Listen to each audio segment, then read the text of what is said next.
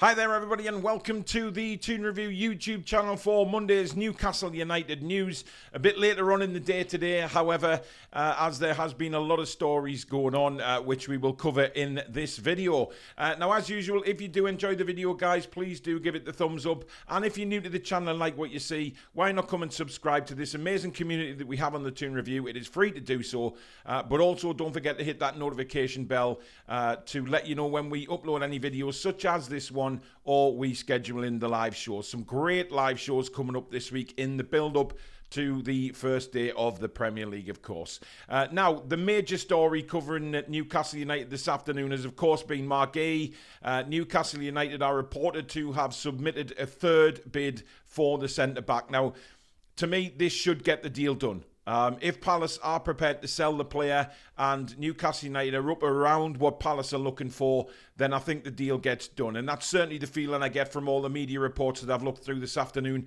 Keith Downey reporting it as well, of course, saying that a third bid had been submitted. Now, it's around, I think the bid is £55 million and then made up of add-ons as well, which takes it a bit closer to what Palace are wanting. So for me, I think this time the deal gets done. I'm very excited about it because I think Guehi is a brilliant signing and really suggests where Newcastle United want to go. The ambition is still there. But you know what? There's still a lot to go in this deal. I don't believe that it's, just because a fee would be agreed that it'll be done and dusted in a couple of hours. That's not how it works.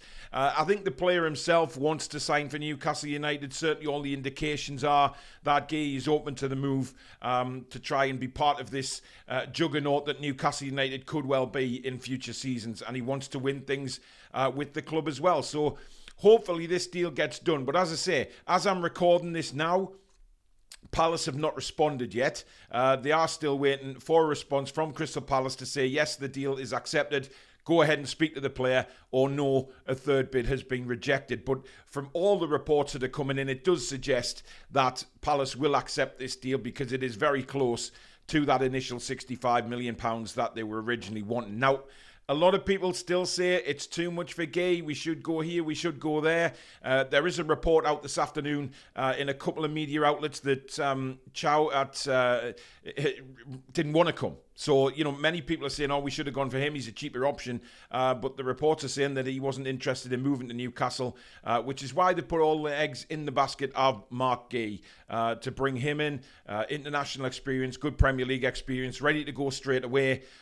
We know that players that have come in the past who haven't been Premier League ready, Eddie's kept them back a little bit on the subs bench, etc., and bled them in slowly. That doesn't have to happen with Guehi because he's ready to go. He's had a pre-season. Of course, it was a delayed pre-season because of his England duties, but he's ready. He knows what the Premier League's all about, and as I say, the international experience, certainly from the Euros, will be a massive, massive bonus for Newcastle United. So it looks, as I do this video now, that Guehi could well have a bid accepted, and he could be speaking to Newcastle in due course. But we'll keep an eye on it right here on the Toon Review. Now, another defender that has impressed Eddie Howe over the pre-season is Jamal Lewis.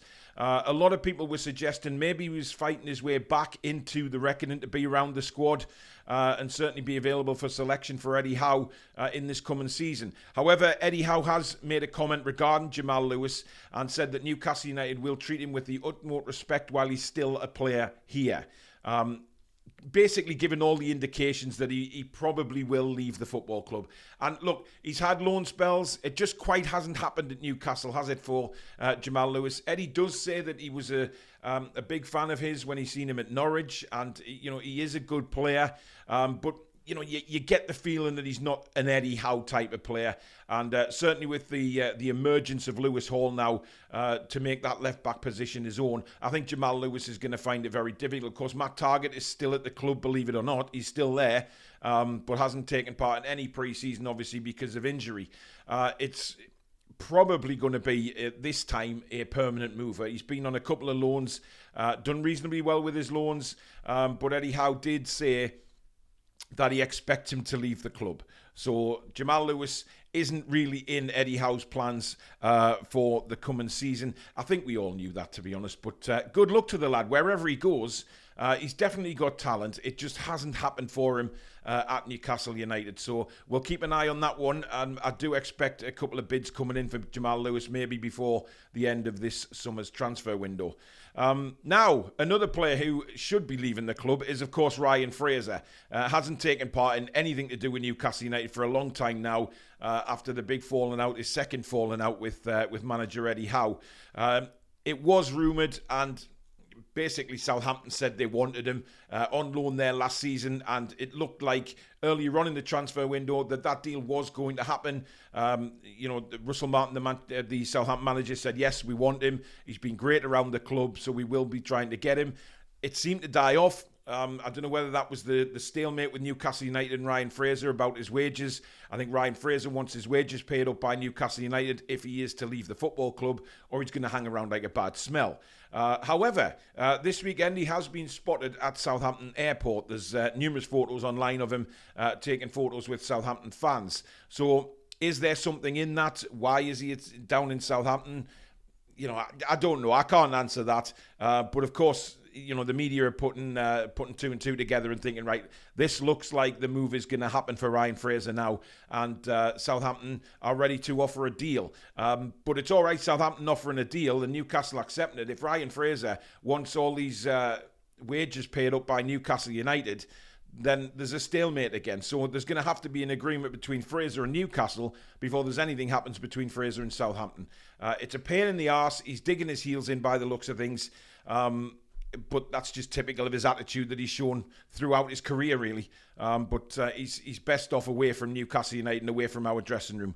One player that has impressed, though, is Emil Kraft. Of course, signed a one-year contract extension, which runs out at the end of this coming season.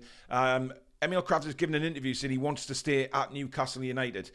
He loves Newcastle, he loves the city, he loves being around the first team, and he wants to win things with Newcastle United as a member of the squad. Now, he's not saying there that he wants to be first name on the team sheet or anything ridiculous like that.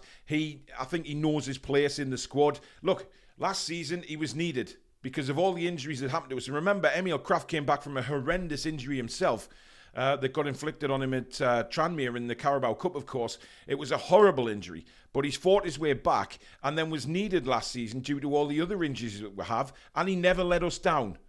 Let's be honest, right? Emil Kraft, never let us down. And he's performed really, really well, whether he's been asked to play right back or centre back. He's come in and done a really, really good job. Especially standout was the Carabao Cup win at Man United last season, of course, when he played in centre defence with Dummett. And we thrashed them. So for me, it's an interesting one with Emil Kraft. A lot of people talk about getting all the old guard out and rebuilding and things like that, but we still need squad members, don't we? And I think Emil Kraft is a very, very good squad member to have to fill in where we have injuries or, just to give players a rest. There's never any negative news about Emil Kraft. Like he's trying to cause any issues or anything like that. He's just a downright good professional. And he has improved under Eddie Howe. There's no doubt about that as well. He has become a very decent player under Eddie Howe. But let me know. What do you think? Should they go beyond 2025 for Emil Kraft? For me, possibly, depending on who we sign in the next couple of windows. If the squad gets bigger and bigger and more quality is brought in, because you always, you're not going to get rid of a player if the quality that you've brought in isn't as good, which is ridiculous when you bring players in anyway. So they will be looking to bring much better players in. So that might leave Emil Kraft in a very difficult situation. But only time will tell on that. But listen, he's very happy at the football club and can't wait to get going again as a squad player. Now, finally, the right wing, which has caused so many different opinions in people over recent weeks, of course. Is Murphy the number one winger? What is going to happen with Miggy Almiron? Are we selling him? Are we not? It looks like Madueke at Chelsea is the new number one target for Newcastle United. Now, this is banded across social media and all media reports, to be honest. I think it's well known that Newcastle United are wanting Madueke and bring him in. Now, Chelsea apparently won 30 million quid for him. So if you look at the money we're paying for Guehi and possibly Madueke, then that totals nearly 100 million quid. So it's a lot of money to spend. He made 13 appearances in the Premier League last season. So in a really rotten season for Chelsea, let's be honest, they were all over the place for most of it. Had a good run at the end, of course. But most of the season, they were all over the place. And again, in pre-season, they've been all over the place as well. So nothing is in concrete at Chelsea, certainly for Madueke. The way they've treated certain players in that squad, the news we're hearing about, asking them to train with the kids or not involved at all, it doesn't seem right at Chelsea. And we know that Todd Bowley is a bit of a eccentric at times, but it doesn't all seem nice at Chelsea, does it? Especially with team morale, etc. So Madueke himself might want to move away, and I think he'd get games at Newcastle United. He's certainly one of these players that would get bums off seat and excite fans.